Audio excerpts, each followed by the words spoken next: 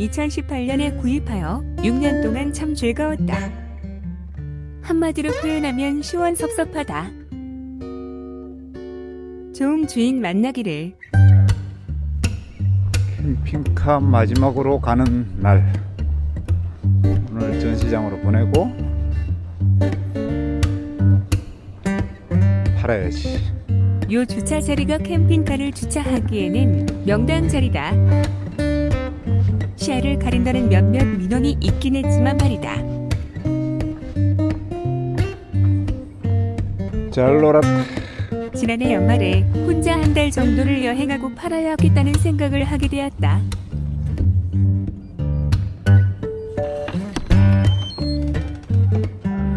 정리한다고 했는데 나만 어쩔 수 없다. 캠핑카에 특화된 물건은 그대로 두고 나머지 물건은 집으로 모두 옮겼다. 짐이 제법 많긴 했다. 자취생 이 사진만큼 되나보다. 자, 드디어 안녕입니다. 문은 잘 닫혔나? 됐고, 컵. 개인간 판매를 하려다가 이거저거 신경 쓰이는 것도 많을 것 같고 그냥 대행업체를 이용하기로 했다. 대행 수수료는 아직 모르겠다. 얼마나 부를지.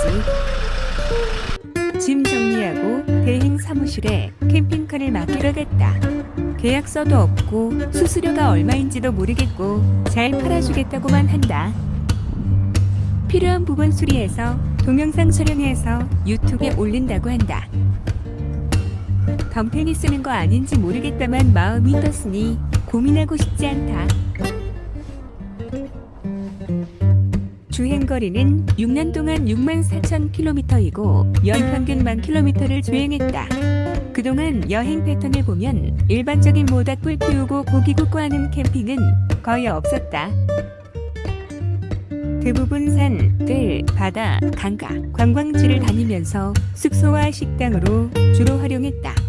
가끔 캠핑장도 들리긴 했지만 드물었다. 제주도를 2번 다녀오고 울릉도를 2번 다녀온 게 제일 멀리 간 것 같다.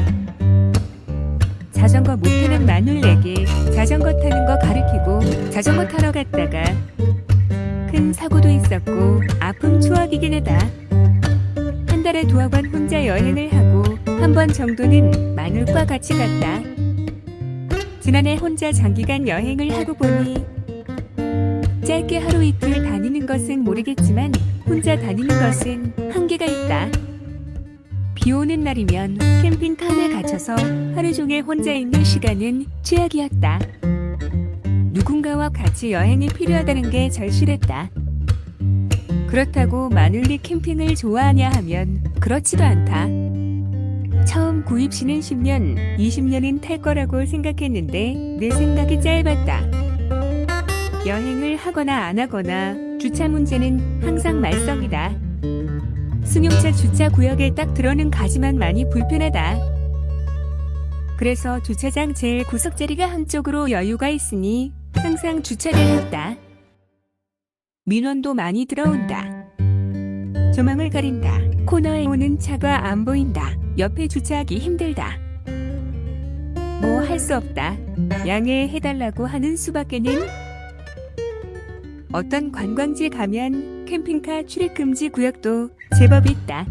오죽하면 그러겠냐 싶지만 높이 제한 때문에 못 들어가는 곳도 많다.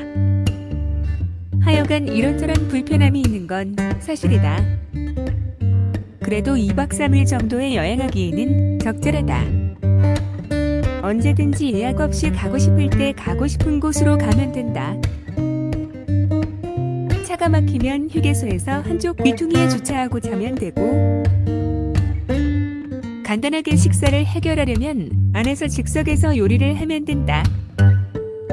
일부 실내 화장실을 사용하지 않는 사람들도 있는데 갔다 와서 청소하는 불편함만 감수하면 참 편리하다. 고양이가 있었는데 같이 여행도 좋다. 고양이가 새로운 환경을 별로 안 좋아하는 것 같아서 2번만 데리고 다녔다.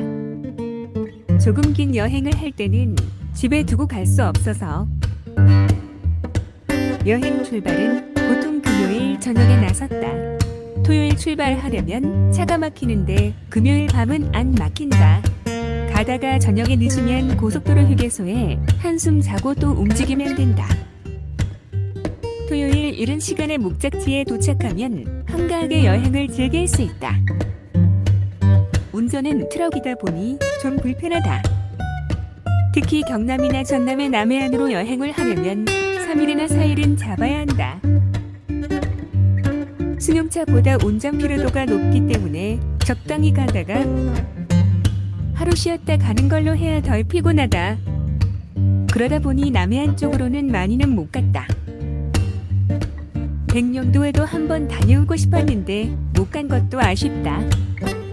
퇴직하면 러시아로 해서 유럽으로 둘러서 1년 정도 다녀올 꿈도 꾸었었는데 여차 역차의 꿈을 버렸다. 꿈으로만 간직하는 것으로 했다. 그동안 즐거웠다. 좋은 주인 만나기를.